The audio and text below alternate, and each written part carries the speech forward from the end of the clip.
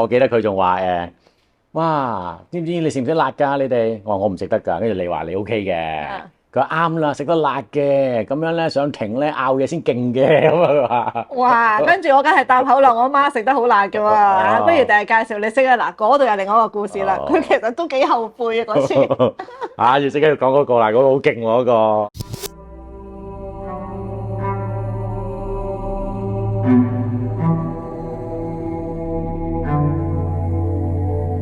翁靜晶危險人物2.0。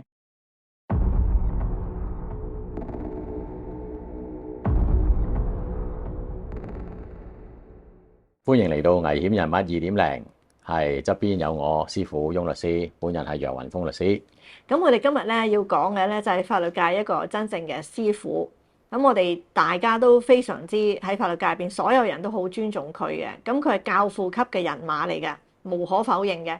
咁一陣生平咧，余叔韶大律師嘅生平咧，就我哋揾阿楊律師講一講。咁但係咧，Patrick 啦，我哋叫做 Patrick 啦，佢咧就幾年前就已經過咗身㗎啦。咁但係咧就喺佢晚年嘅時候咧，我哋都成為咗莫逆之交、忘年之交咁樣。咁啊，同佢一家人咧都好熟嘅。咁嗱，呢度咧都有啲書，咁佢好好㗎。我哋咧就買咗啲書啊，咁咧就叫余叔韶幫我哋簽名啊。咁佢呢度都幫我簽名。翁靜晶好友留念。咁咧就2005年嘅呢個應該係嘛？你都有喎，Martin。我有本英文版。哇！你又好啦，咁你就又係咯，做 Martin 咁啊。你睇下嗱，我啲書咧，因為嗰陣時成日驚人偷啊，咁咧我咧就喺側邊呢啲邊嗰度咧，都全部打晒印啊，啲名嗰啲印啊，因為咧呢啲簽咗名啲書咧好珍貴嘅咁。我話Martin啊，你對阿 Patrick 嘅印象，你可以講俾我哋聽下咧？余大狀咧，我見佢嗰陣時，佢唔係 practice 緊啊嘛，已經退咗休噶啦嗰陣時。已經退咗休啦嘛。咁我記得我第一次應該去佢寶雲道屋企啊，係寶雲道屋企，係呢個好記性啊。咁啊上咗佢屋企好大嘅，咁咧好多好靚嘅銀器喺度嘅，因為佢話佢太太好中意銀器。哇！你真係好記性啊！呢啲好記得，我嗰時我做緊見習啊。係。咁你帶我上去，我已經覺得哇，呢個人係人都識㗎喎。嗰陣時有邊個去啊？有劉師傅啦，有你啦，有我一個朋友嚴律師啦，係咪？Cynthia都有份去啦。咁後來咧就我兩個女都去啦。係嘛？帶埋兩個女去啦，因為嗰陣時我個女咧，大女要開始選科嘛，究竟讀唔讀法律啦？如果讀法律做大律師咧，定係做事務律師咧？咁就要揾阿 Patrick 啦。咁阿 Patrick 就帶埋佢個仔，佢個仔阿 QC。咁咧就叫埋佢嚟解釋俾佢哋聽，究竟揀邊科咁。咁跟住仲有佢屋企咧，除咗好大之外咧，佢仲有一個人咧，就會戴住一個黑色嘅煲呔嘅，着件恤衫嘅，佢會有一個 butler 嘅，即係有一個服務員嘅，咁咧就喺嗰度咧就 serve 嗰啲即係俾啲食嘅嘢俾我哋嘅。咁咧其中有樣嘢好食到不得了嘅，又好容易整嘅。咁啊真係節目尾嗰陣時咧，我整俾你哋睇。咁你可以咧學佢咁樣咧，如果有客人嚟嘅時候，咁你咧就俾一杯嘢飲啦。咁嗰陣時我記得好似係俾我哋揀白酒定紅酒嘅，一個冰凍嘅白酒，咁咧就食嗰件嘢，好食到不得止嘅。咁佢就會有一個人咧係着咗即係正式嘅嗰啲好似餐廳嘅，管家咁嘅樣嘅人行出嚟。係管家係 butler，即係管家成日管家咁樣就出嚟咧，就攞住個銀碟。嗰個管家嗰啲氣派都好勁下㗎，好有禮貌、好斯文咁嘅樣㗎都話。係啊，咁跟住咧就俾我哋去食嗰啲嘢啦。咁我食咗無數咁多啦，當然咁我好記得。咁然後咧就又當然又除咗管家之外，仲有工人啦。咁同埋佢仲有一樣嘢，我記得佢煮咗揾廚師煮一個好勁一大煲嗰啲咖喱，就話辣沙嚟嘅，撈埋嗰啲辣沙麵去食。咁我哋食到流晒汗，我記得係佢仲跟住然之後，我記得佢仲話哇，知唔知你食唔食辣㗎？你哋我話我唔食得㗎，跟住你話你 OK 嘅。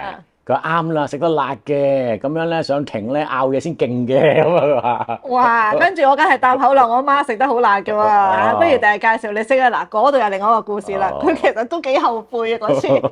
要即刻要講嗰個啦，嗰個好勁喎嗰個。係啊，嚟咁我哋一陣先講嗰個好勁嗰個。嗱，我哋其實咧就有8個古仔嘅。我哋呢8個古仔咧就係嚟自余叔韶咧，佢生前咧嗰陣時仲係做緊律師嘅時候咧，嗰8個經典嘅案件。咁佢喺佢個書入邊咧都有講呢8個經典案件嘅。咁咧就我哋會分開幾集講俾你聽。咁其中一個案件咧，我係仲有突破嘅一啲嘅發現嘅。咁我就呢個其實對我嚟講都係好新嘅一件事嚟嘅。咁啊，余叔少嘅生平咧，其實就好犀利嘅，佢好多個第一嘅。首位華人檢察官先啦，已經係喺香港嚟講，當年。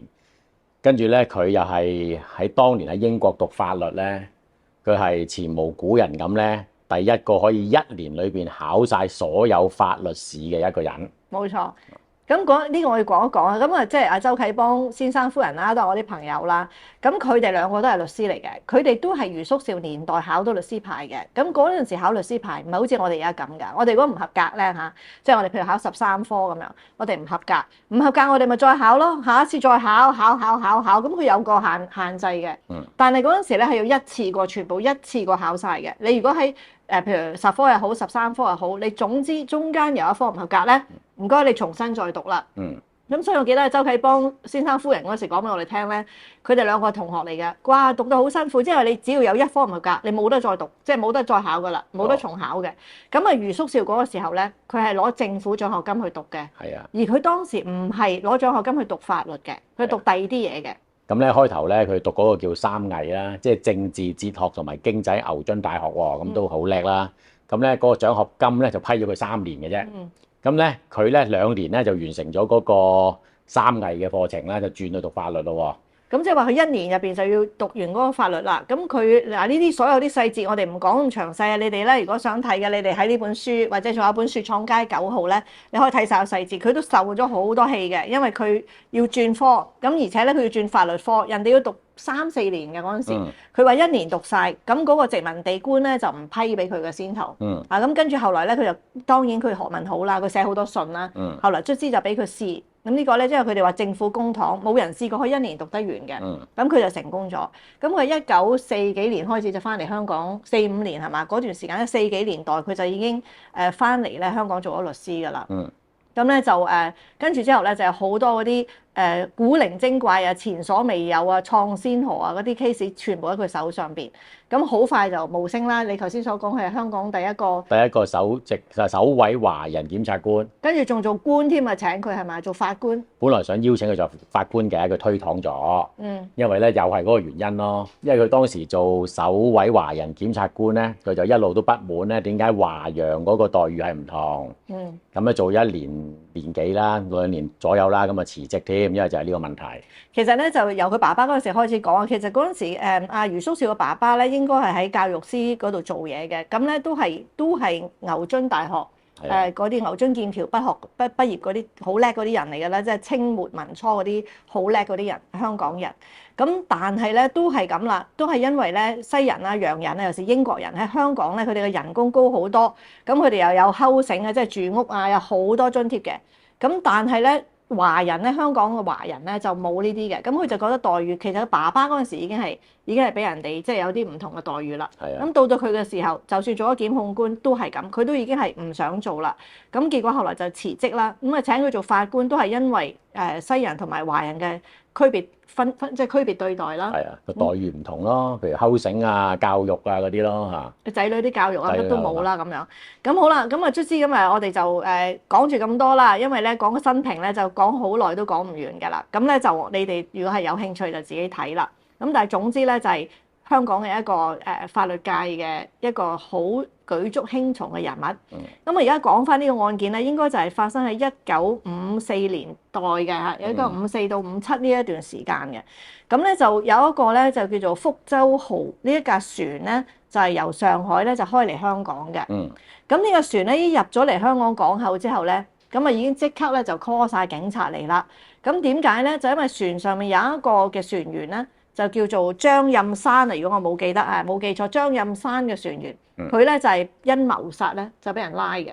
係啊。咁佢謀殺咗邊個咧？咁當時喺個船度咧，其實唔會淨係得一個船員咧，有一堆船員噶嘛。咁有另一位船員同佢好友好嘅，姓鄺嘅嗰位。鄺正堂。係啊，嗰位咧就失咗蹤。咁但係咧就奇怪在咧，阿張先生咧竟然同船長咧承認咗佢謀殺佢喎。咁所以咧一落船咧就俾香港警方拘捕咗啦。係啦，咁咧呢一個張蔭山咧，即係話殺人嗰個船員啦。咁其實咧佢就同佢講法咧，就同嗰個死者啦，鄺正堂咧一路就係做嗰啲黃金走私生意嘅。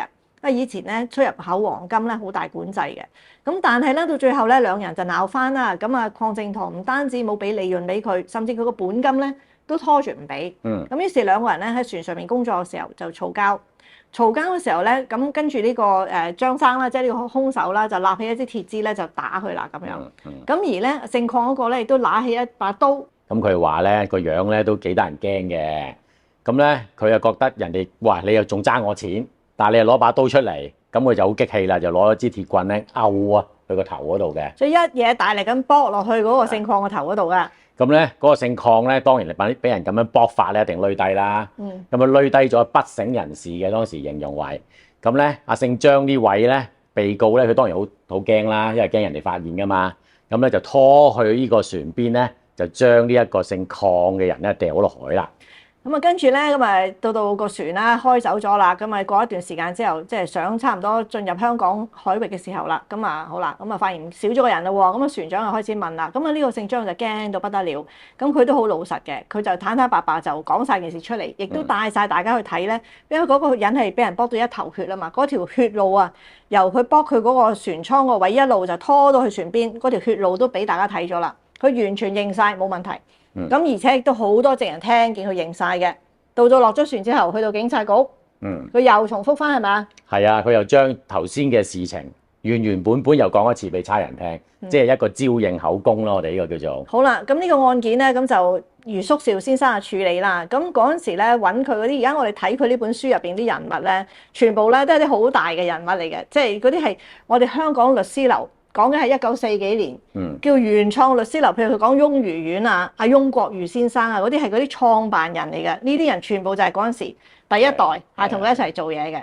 咁應該嗰陣時佢揾佢嗰個律師係 Remedios 啊。Remedios 全部佢哋嗰家人而家都係出名嘅又係法官嚟㗎啦。而家全部都係升到我哋嗰個法律界好高級嘅地位㗎啦。佢係 Daniel Remedios 揾佢，我記得嗰陣時。咁全部呢啲都係當代我哋而家聽嘅啲係傳奇人物嚟嘅，而家見唔到係上一代嘅人，上幾代嘅人嚟嘅。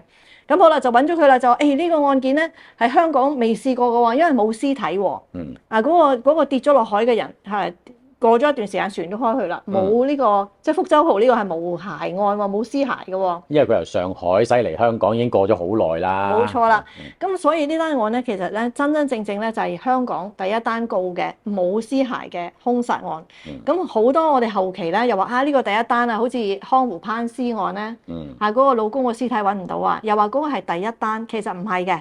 呢一單福州號嘅呢個謀殺案應該係54到57年間嘅，咁呢個先係第一單。咁好啦，咁啊揾咗即係政府都算好啦，一路都係話冇錢，佢哋都會揾好律師俾佢嘅。咁啊揾咗呢個余叔兆啦。咁佢同埋阿 Remedios 第一件事係諗住打咩㗎？第一個咧梗係打口供啦。呢個口供完全係招認嘅口供，通常打到唔係船長逼就係差人逼㗎啦。咁啊，大問題係遇到一個大問題啦。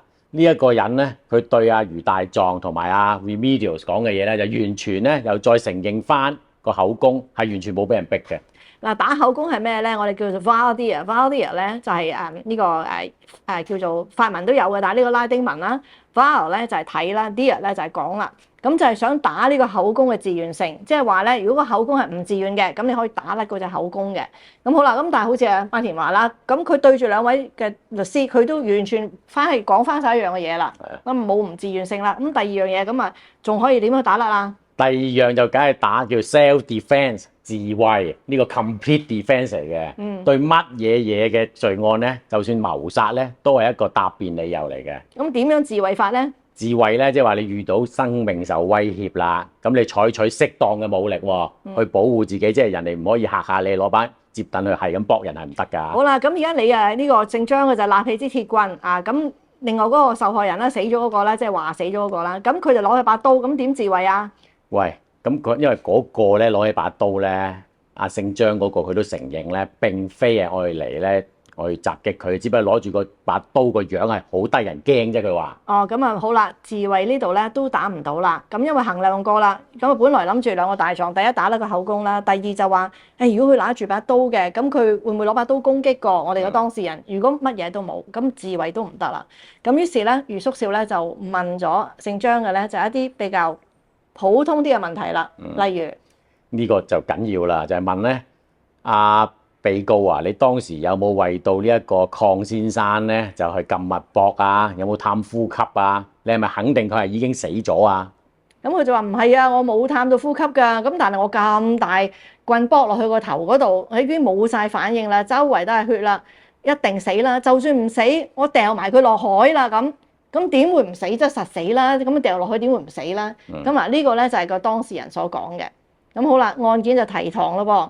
咁去到法庭嗰度，咁成個口供都清清楚楚啦。咁陪審員啊，全部都坐晒喺度啦。咁嗱，我哋頭先冇講清楚嘅咧，就係話咧，佢抌佢落海嘅，同埋整件案發嘅時間咧係日頭嘅 ，OK 係白天嘅。咁好啦，上到法庭之後啦，咁點咧？咁咧就唔使話問翻嗰個張生啦，其實仲有其他證人，就係個船長啦。咁問個船長，喂，當時咧你揾唔到嗰個姓鄺嘅時候咧？嗰架船係幾時㗎？佢話：啱啱開嘅啫，其實係。即係從上海啱啱開走嘅啫。係啊，上海啱啱開走嘅啫。咁咧，你係幾耐先再見唔到上海嗰啲景色啊？哇，都要佢用3刻鐘啊，即係9個字啦，45分鐘。咁咧，佢話：喂，咁嗰陣時視野好唔好啊？喂，嗰陣時中午嘅視野好到不得了啊！咁多唔多其他船啊？喺隔離去多啊，好多舢板啊、艇仔啊，就其他輪船啊喺隔離㗎。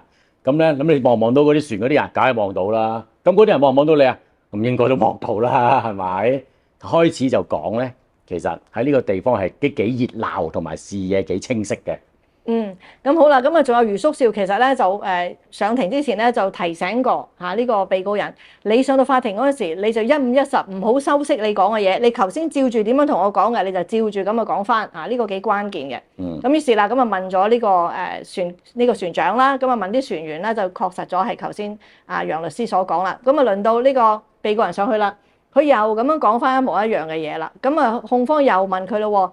你點樣？你肯定佢係咪死咗？梗係死咗啦！搏咁大棍落個頭度，再抌埋佢落海啦，點解會唔死啫？死咗啦咁樣。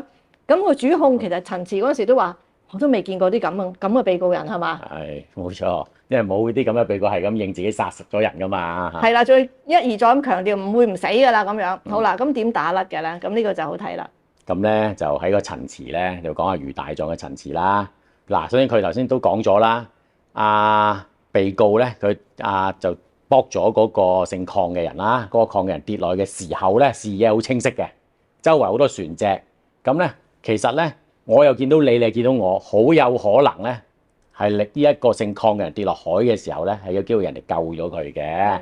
咁呢個可能性嗱，逢親打緊刑事官司都係嗰樣嘢啦，我哋叫揸。即係俗啲講叫揸兜揾食啊嘛，揸住個兜。兜，揸兜揾食。我未聽過喎，揸兜揾食。OK。就係攞住個疑點嚟揾食嘅。咁咧，呢一個疑點係有機會佢係俾人救咗嘅喎。咁咧疑點嘅利益就要歸被告咯。咁同埋余叔少係叻嘅喎，佢咧就啱啱嗰陣時咧50幾年咧，就英國發生咗一個案例。咁嗰時英國仲有死刑嘅，咁通通又係咁啦。有一個人咧就冇揾，即係揾唔到屍骸啦。咁於是政府就告呢個人啦，就話佢殺人啦，入咗罪之後咧就槍決咗嘅，死埋嘅嗰個被告人。死咗之後咧，槍決咗之後2年咧，嗰個話俾人謀殺嗰個咧，生勾勾行翻出嚟。咁但係嗰個已經即係被告人已經槍決咗啦。咁呢個案係啱啱嗰陣時幾新嘅。咁余叔少就將呢個案咧就擺喺啲陪審員面前啦。咁仲有頭先關鍵嘅就係姓張呢個被告人咧。好老實嘅呢個船員，佢真係一個好老實一個老實人。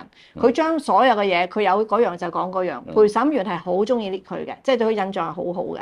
咁加埋啦嚇。仲有一個關鍵嘅，因為當時嗰個環境、社會環境咧，中國嘅信息咧係同外界咧都幾隔絕嘅，即係變咗其實喺上海發生咩事咧，香港好難揾得到嘅。係嗰陣時咧，就應該係差唔多進入文化大革命嘅初期啦。咁咧就嗰陣時形容咧中國內地嘅情況咧就係為竹幕國家嘅，即係 bamboo curtain。咁佢用呢個竹幕咧就係攞嚟咧同呢個蘇聯嘅鐵幕咧。就作為一個分別嘅，咁就大部分啲人一講到話竹幕嘅國家咧，就會知道係講緊中國啦。咁即係話咧，冇消息交流嘅，咁亦都唔可能香港警察可以去上海問下當日咧係咪救起咗一個人。咁啲消息可能真係永遠都唔會有得翻出嚟啦。所以咧有個好強烈嘅疑點，就係呢個受害人俾人掟咗落海之後，喺整體嘅環境之下咧，係有一個可能性，佢係俾人救起咗嘅。咁所以因為呢一個疑點，咁所以咧就係無罪釋放嘅。係啊，咁都要有陪審員嘅，佢說服到陪審員啦，商議咗9個半鐘。哦，都唔少時間。自定即係一致裁定罪名不成立。咁所以呢個咧就係嗱，我哋會睇到咧，其實余叔兆佢打官司咧係打一啲好technical，即係打嗰啲好關鍵性嗰啲叫做嘅疑點嘅，即係可以係打呢啲嘅。譬如咧，佢會打咧就係法律嘅定義啦。佢會打咧就係光暗啦、認人啦呢啲咁嘅嘢嘅嚇，即係我覺得咧你慢慢你就會明啦。我就講多一個俾你聽咧，就係不如我哋講黃金案俾你聽。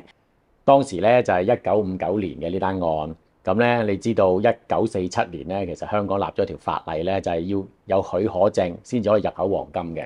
咁但係黃金係有個定義嘅喎，個黃金點樣定義咧？黃金定義咧就係金條、金幣或者係一啲用金。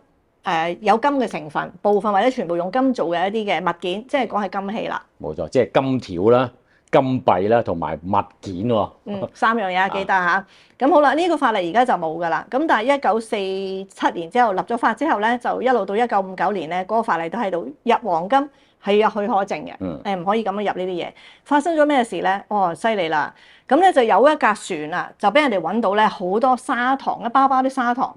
但係啲砂糖好重嘅喎，點解咧？原來咧砂糖入邊咧就俾人哋倒咗好多金落去，係啲金屬啦，我哋咁講。咁佢係點樣嘅咧？佢就係一包砂糖，然後咧佢就揾嗰啲溶咗嗰啲金屬啊，倒落去啲糖度。咁嗰啲糖同埋呢啲金溶埋一齊之後咧，嗰啲就唔會融合嘅。咁嗰啲金叫咩？液體金啊？液體凝固咗，咁啊叫金屬塊嘅嘢，一塊塊不規則形狀啦。係啊，全部就亂七八糟嗰啲形狀，咁就喺呢啲嘅砂糖入邊。咁啊，海關就揾到呢啲一包包入邊好似係有金嘅成分嘅嘢啦，就充公晒成批貨。咁呢個收貨人咧，咁啊唔甘願啦，咁佢咧就揾律師咧，就要同政府打官司，就要攞翻晒呢啲金屬啦。咁嗰啲砂糖嘅一袋咧，總共有25袋嘅。咁啊總值咧都好貴㗎，當時叫400-500萬港幣嘅。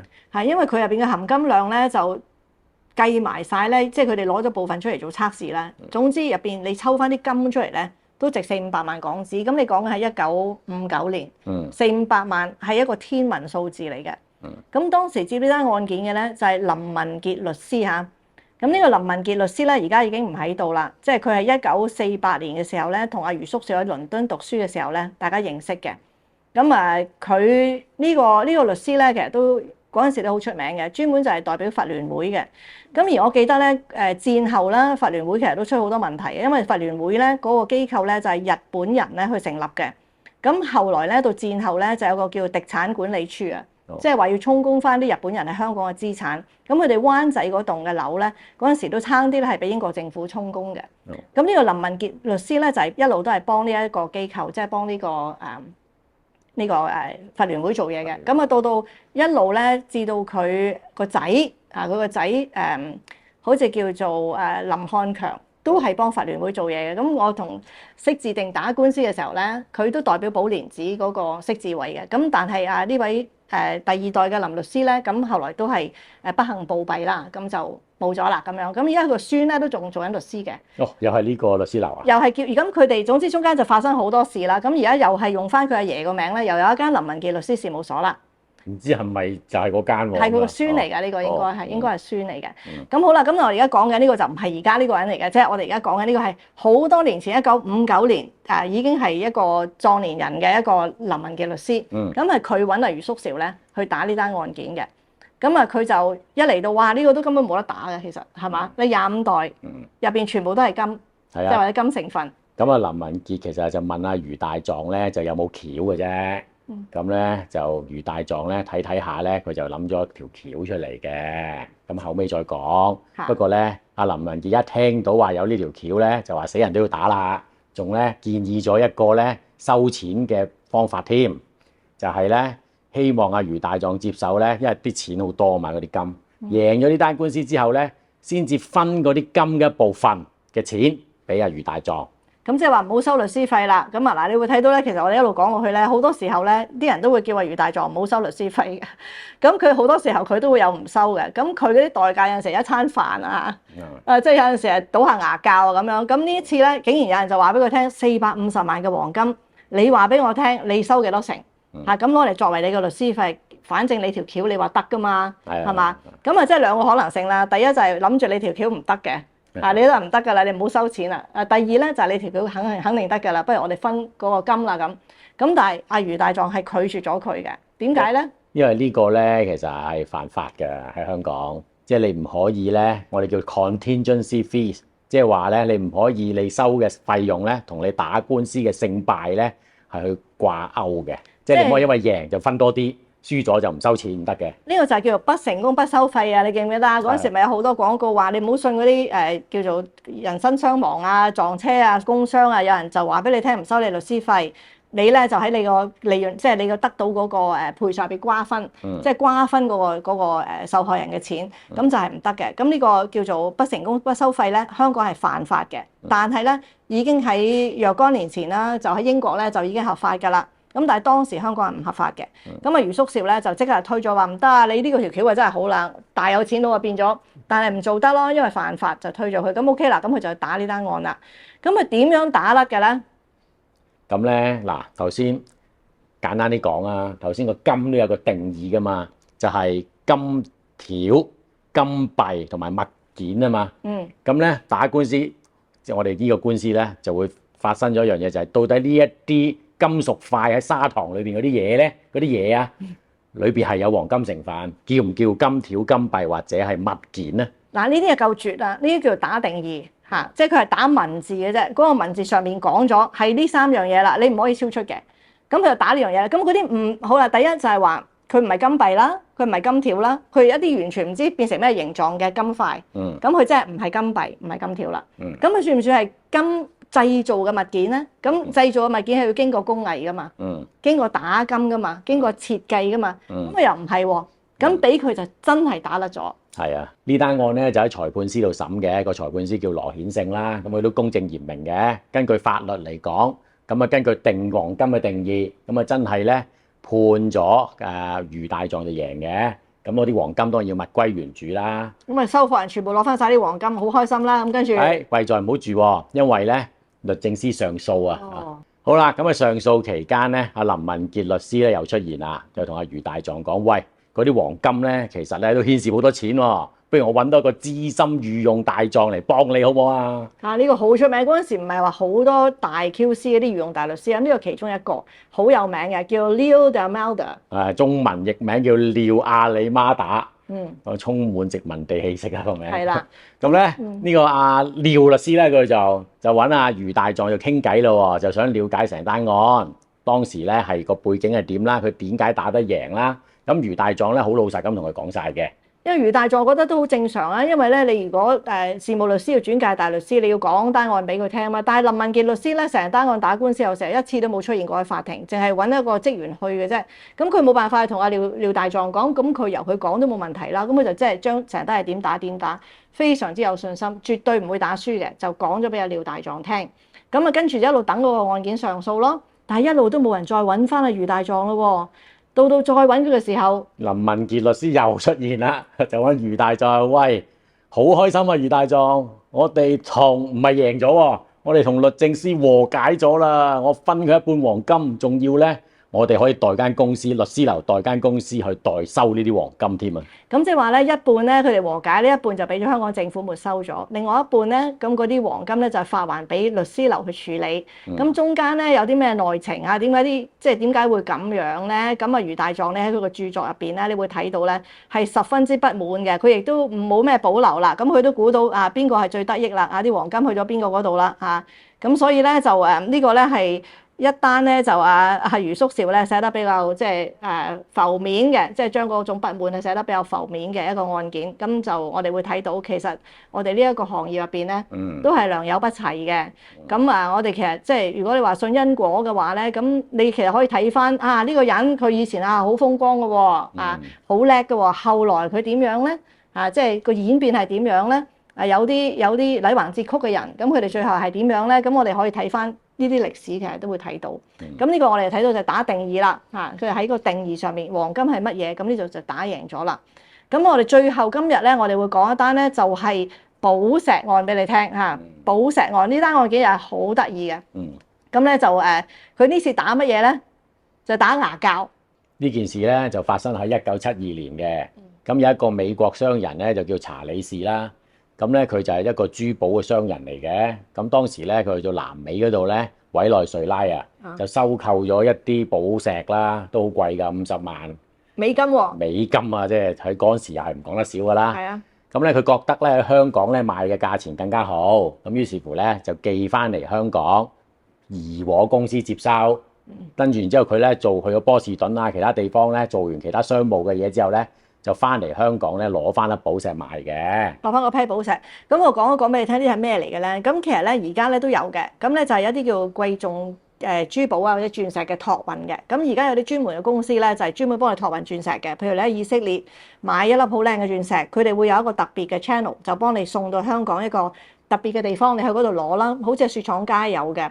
咁你上到去之後，全部經過嚴密嘅保安，就會大家驗收咗，你會攞你嘅珠寶。咁嗰陣時1970幾年嘅時候咧，怡和係有呢個服務嘅。咁所以咧，佢哋每一個月咧都有成20-30個呢啲嘅託運包裹，即係好似而家啲淘寶咁啦。咁但係佢哋專業㗎啦。咁佢哋揾啲金庫啊，揾保險商咧，幫佢咧就收埋呢啲嘢，就等你嚟攞嘅。咁好啦，呢50萬委內瑞拉寄嚟香港嘅珠寶，咁啊美國人去攞。咁點咧？好啦，咁咧佢去攞寶石嘅時候，怡和啦，咁有個年青人去接待佢嘅，咁咧就個年青人就可以等陣啦，入去 office 做一陣嘢，跟住之後咧，成班差人就湧嚟咧，就將呢個查理斯拘捕咗啦。事緣咧，原來喺幾個禮拜前咧，同樣有一個叫查理斯嘅人咧，去咗怡和度攞咗呢一批珠寶走咯喎，已經。咁個職員咧仲信誓旦旦咁咧就指證佢啦，就話上次都係我接待你嘅，你明明攞咗啲嘢，你又嚟攞一次，你仲咪咁啊拉咗佢。拉咗佢之後咧，個案件咧就即刻就提堂啦。咁呢個查理士就同呢個政府啦，即係法官申請保釋。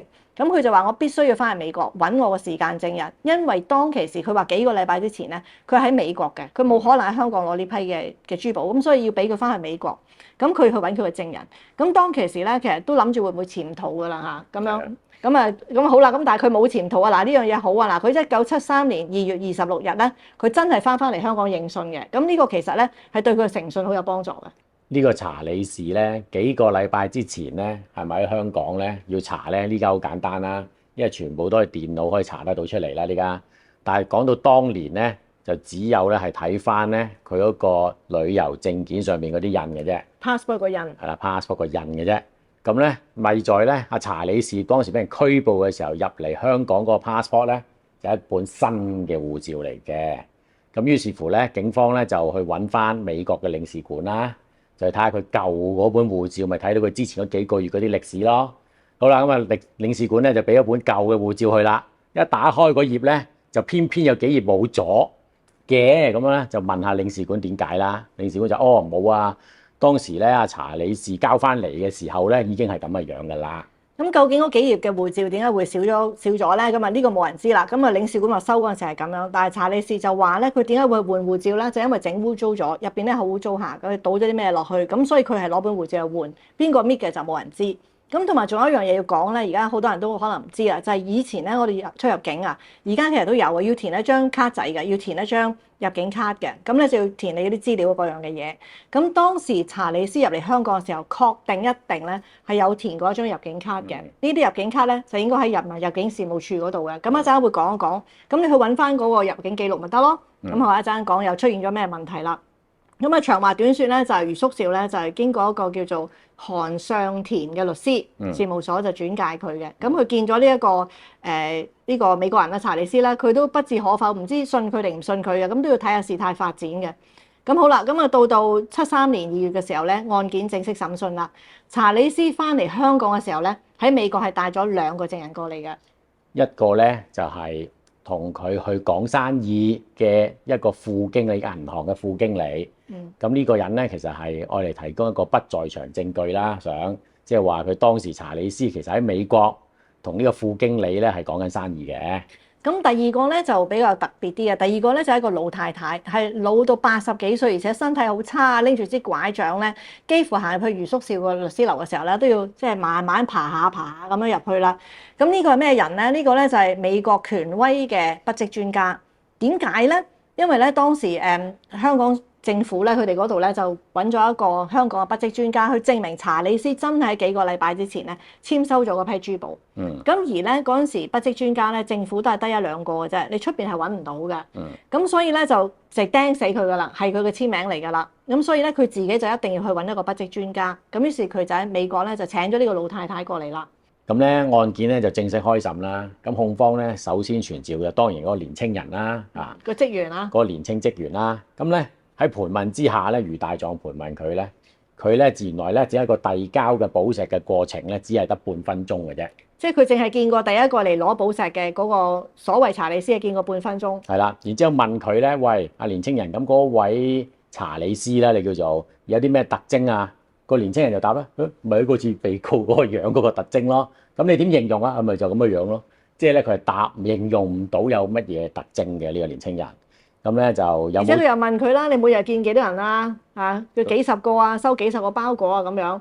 咁其實最重要問佢係咩特徵啊？口音啊，係嘛？係。就問佢有冇怪音嚇？咁咧佢話問佢有冇乜嘢特別嘅口音，美國定英國嘅口音？咁咧佢就答咧，唔知道咩分別喎呢兩樣嘢。咁總之就冇乜特殊口音咯。即係佢答親啲嘢都好行嘅，你見到啊？咁而且又有少少係好輕浮嘅一個，有少少自視過高嘅嗰個一個年青人啊，覺得自己好叻嘅咁嗰種嘅，咁個印象唔好嘅。咁好啦，咁呢個時候咧，咁阿余叔叔亦都特別提醒法官啦，就話咧嗱，呢個口音嘅問題咧，一陣間你會見到嘅。咁你寫個 note 寫低呢一樣咁樣。咁好啦，咁控方嘅證人主要都係呢個年青人，咁佢個作供嘅態度係唔好嘅，即係你問親啲咩咧，都答得你好 hea 嘅咁樣。咁咧問完個年青人咧，就到下一個證人就係一個專家證人啦。個專家證人其實香港好少嘅，關於筆跡嘅嗰個叫做艾柱禮博士啊。咁咧余大狀問嘅嘢咧，盤問咧就係到底其實係筆跡係點校對嘅咧？咁佢開始講一啲道理出嚟啦，即係譬如係某一啲勾嘅位經常會勾啊，某一啲打交叉嘅結嘅位咧又會好相似啊，咁樣有一套理論嘅其實係。咁但係咧余大狀咧，因為佢背後有人發功啊嘛，就係嗰個老太太嘅筆跡專家啊嘛，所以佢好識得問咧其實呢一套理論啊邊度未必係啱喎，嗰度未必係啱喎咁樣。不過呢一個控方嘅筆跡專家咧，仍然都係穩守住個陣地嘅，講得都係非常唔錯嘅。好啦，咁樣個盤問完之後，咁 OK 啦，坐低啦。到控方嘅起身可以叫做 re-exam 噶嘛，即係再次覆問。咁佢問咗一個好簡單問題嘅就係，佢話喂艾柱禮博士你咧咁都好叻啊，好有經驗啊。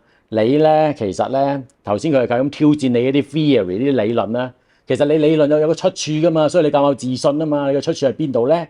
咁咧嗰個筆跡專家控方嗰個咧就好有自信，就話下你信嚟咯咁樣。當時係一個權威理論嚟嘅，因為教科書嘅專家嚟嘅，即係所有嗰啲筆跡專家咧都係用佢嘅權威嘅學術嘅。咁而咧釘死呢一個查理士咧個被告人咧就係嗰個簽名啊！即係如果你喺幾個禮拜之前呢個證明係你簽咗名嘅，你點打咧咁樣？咁好啦，咁呢個咧就係控方佢哋嗰個舉證就去到呢一度啦。差啲漏咗啊！入境處咧嗰陣時咪要填嗰啲入境出境嘅卡噶嘛，咁所以咧其實控方嘅證人咧都有入境處嘅職員嘅，但係離奇咗乜嘢咧？佢哋竟然可以話俾法庭聽咧，揾唔到有關時段咧，即係話上一次有人嚟攞嗰啲珠寶嘅時候咧，即係而家查理士話佢喺美國嘅嗰段時間咧，佢究竟咧有冇呢個出入境嘅卡？佢哋揾唔到任何嘅卡，咁即係話咧遺失咗好多嘢啦。咁所以咧入境處嘅卡呢一度咧又係冇辦法去證明到咩嘢。咁跟住咧就落到嚟咧就係問辯方證人啦。咁辯方咧就揾咗一個銀行家啦，45歲美國銀行家，就係同呢個被告人咧就做業務嘅。咁呢個銀行家俾口供俾得好好嘅。佢咧就四平八穩，好沉實嘅人嚟嘅。咁咧同埋做嘢好仔細嘅。咁咧佢仔細到咧，即係以前係 mark 嗰啲 diary、mark 日記咧，冇電話冇成啦。咁咧有一本嗰啲日記簿咧。佢每一頁咧好勤力㗎，都 mark 滿晒，同邊個開會啊，同邊一個見面啊，做啲咩啊 mark 晒嘅。咁咧啱啱對上一次我哋就係關鍵嘅日子咧，即係話阿查理斯上一次已經嚟過嗰次咧，佢就 mark 咗咧係喺美國嘅時候同查理斯開個會嘅。咁呢個嘅銀行家咧就係幫佢做不在場證人啦。咁好啦，咁信同唔信中間啦嚇，咁即係好啦，咁跟住咧就關鍵啦，咁老太太出場啦，咁老太太咧，咁佢就係辯方揾嚟嘅筆跡專家。80幾歲啦啊！咁佢咧就係美國一個權威嚟嘅，上過無數嘅法庭嘅。咁去到嘅時候咧，咁就開始咧就同呢個主控官咧就舌劍唇槍啦。咁個主控官咧係個年青主控官，意氣風發嘅，不得了嘅，即係覺得自命非凡嘅一個法庭上面咧就真係可以講係諗住自己贏緊嘅咁樣。咁於是咧就同呢一個嘅老人家咧就開始咧就拗啦，牙交戰開始啦。咁就當然啦，你筆跡專家嘅報告就係拗嗰啲理論嘅啫，即係喂呢個理論有啲咁嘅嘢係咪代表一定就係咁啊？咁咧其實呢一個老人家嘅專家咧就係好多時都話咧係其實唔一定係咁嘅，講得慢慢講係好有文不利，好似不溫不火咁講，可能佢年紀都大唔夠氣啦。咁啊總之就每樣嘢咧就同呢個主控官反駁到呢個主控官後來就開始好唔高興啦，就有啲發矛啦。佢就話你憑乜嘢啊？你知道我哋呢啲嘅理論全部都係夏利遜嘅理論，你憑乜嘢啊？你曾經以前幫人哋做證人嘅時候做專家證人，你夠膽反駁過夏利遜咩？佢話有啊，我經常都反駁佢㗎，我都唔係第一次㗎啦，成日都反駁㗎，佢啲嘢未必啱晒㗎。你憑乜嘢啊？你老太太，你憑乜嘢啊？去話呢個夏利遜啊？你憑乜嘢批評佢啊？就憑住我係佢嘅老師。叮嗱，以余叔少本書嘅形容咧，佢答完呢個説話之後咧，成個法庭有支針跌落個地下，叮都會聽到啊，靜晒。咁原來呢個老太太就係佢哋嗰個權威專家夏利遜嘅老師嚟嘅，佢所有嘅理論都係呢個老太太教佢嘅。咁好啦，呢個時候咧，嗰個主控官咧就有啲似一個泄氣嘅皮球。喺呢一個關鍵點之後咧，冇乜嘢再問啦，個認成個都已經係話佢啊，係即係成個都已經冇晒勁啦，可以咁樣講啦。咁啊跟住落嚟咧，咁啊成件事係峰迴路轉啦，即係我所以話呢單嘢贏牙交就係贏喺呢個位。咁最關鍵一樣嘢係咩咧？其實咧老太太係冇話過俾余叔少聽呢樣嘢嘅，佢都唔知道原來老太太就係夏利遜嘅老師嚟嘅。咁呢個係 bonus point 嚟嘅，即係呢個係佢打贏呢單案，即係大家都意想不到嘅。咁好啦，咁啊跟住點咧？跟住落嚟仲勁啊，因為咧查理斯要俾口供啦。佢一俾口供，發現咧佢又唔係美式英文，又唔係英式英文，係我哋嗰隻叫做東歐式嘅英文，即係唔係好似英文嘅英文。即係上法庭變潮州人。係啊，咁咧即係楊鐵樑法官咧即刻就問余大狀：哦，你頭先話佢一種口音要我留意，係咪就係呢種啊？阿余大狀話係啊，冇錯就係呢種啦。咁啊即刻 mark 低咗啦個法官。即係嗰啲用英文咧，即係英文叻嗰啲人一聽就會知道咧，佢講嘢就有啲特別嘅。咁所以嗰個職員冇可能問咗佢咁多次有咩特徵啊，有咩特別啊？再問埋你啦，不如開估啦。佢口音點樣啊？美國定英國啊？冇分別喎咁樣。咁即係話其實佢第一次見嗰個人，未必就係今次嘅查理斯咯。咁好啦，咁間案件去到呢度咧，大家都已經唔使點估啦。咁多樣嘢加埋，有一個誠實可靠嘅叫做不在場證據證人啦，就係個銀行家啦。有個權威嘅筆跡專家啦，再加埋嗰啲特徵咁明顯，你都講唔到出嚟啦。咁於是咧，單案咧就係無罪釋放嘅。嗱，睇到而家前面呢啲嘢啦，其實就真係好懷念啊余叔少同埋佢太太 Lucille。我哋以前成日喺佢屋企咧，佢有個管家咁就整呢啲嘢啦。我哋咧，你開呢一個。嗱呢個咧就係叫做軟嘅 cream cheese， 好簡單嘅呢一樣嘢，又好好食嘅。咁咧佢哋一陣間你睇下佢咁樣整好咗之後咧，佢攞嚟請人食咧就非常之高貴嘅。嗱呢個係辣嘅沙甸魚嚟嘅，辣嘅沙甸魚啊！咁咧我哋就阿 Martin，你將啲辣嘅沙甸魚準備拎出嚟，係你可以，但係唔好咁多油啊，淨係你要拎個沙甸魚出嚟，係啦，拎個沙甸魚出嚟，係啦，得唔得？然後咧係啦，叫出嚟得，可以有少少辣油，但係唔使太多就得噶啦。咁而家咧我咧就會將呢一個 cream cheese， 快啲擺晒落去先，唔好咁多油啊，減咗好多噶啦。係得，咁然後攞啲 cream cheese 擺落去。嗱，啲油啊唔好攞去啦，夠啦。係啦，好啦，嗱咁啊好啦，跟住咧就超級簡單嘅，你就將佢呢兩樣嘢撈埋一齊。識唔識撈啊，細佬？識呢啲。咁你快撈勻佢。係撈嚟。撈勻佢。呢啲都唔識，仲慘我唔識煮公仔麵啦咁樣。係就冇錯啦，呢啲其實好簡單。嗱，我就攞開佢，唔好咁多油，攞埋嗰啲魚。好啦，你撈勻啲佢先好啊。入邊咧有塊蘿蔔嘅呢個嘢，但係你唔好理佢啦。OK。好啦，撈好勻啊！撈，係我嚟啦，撈勻佢，好啦。然之後咧，你見到咧嗱呢啲餅乾啦，餅乾係冇乜所謂揾咩餅乾嘅，你揾冇味嗰啲圓嗰啲細細塊嘅都可以噶啦。咁好啦，咁然之後咧，差唔多啦，你撈勻咗啦，嚟俾個鏡頭望一望撈成點樣先啊？嚟，超級簡單嘅啦，撳住嗰兩個叉先，睇下成績啊，唔該。嗱咁樣嘅 ，OK， 咁樣嘅，然後咧你就將佢咧就擺上去呢度，咁你就擺一個咁樣，咁你再更加精細啲，你可以擺一片嗰啲橄欖啊，切咗好細片咁橄欖，嚟幫手整兩個上去，整兩個出嚟。嗱，咁你就好靚嘅，就係咁嘅啫。咁你就擺嗰度啦。咁咧就係好好食嘅，嗰種好食法咧係難以形容嘅，真係。而家都好香啊！係好香啊！好啦，即係我哋喺度懷念阿余叔韶。嗰陣時邊個食得最多啊？嚴律師食得最多。好滯喎！係佢食得最多啊！佢。OK 啊，先啊。佢肚餓。開始肚餓啦，聞到。好啦，咁樣啦，我哋咧就整成咁嘅樣啦。好啦，你睇下嗱，咁啊咁樣啦。哇！掂啊！好啦，然之後咧，你可以想像下，有個管家戴住黑色嘅煲呔，咁咧跟住咧有塊巾喺度，我記得佢。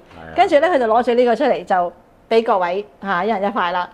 係咪好想食啊？嗱，食一塊睇下啦，一人一塊先。等一等，漏咗樣嘢。鏡頭一轉，我哋而家叫案件重組啊！案件重組嘅嗰時，案件重組啦，咁啊就一杯冰涼嘅白酒嚇，咁咪係有管家嘅，管家嘅咁啊。危險人物2.0，危險人物2.0，喂，咁啊食一塊睇下啦，係，哇，係咪一樣味啊？都得嘅，好食啊！呢個好啊，呢個。你頭先咧啲油撇乾啲仲好，不過都好好食。你帶翻條煲呔去 serve 朋友就得㗎啦。好啦，嗱，今日咧我哋咧就連我哋呢個行內啊老行專教我哋整嘅嘢都教埋你哋啦。咁啦，今日危險人物2.0嘅時間到啦。如果中意呢個 channel，記得 comment、like and share 同埋 subscribe。嗯。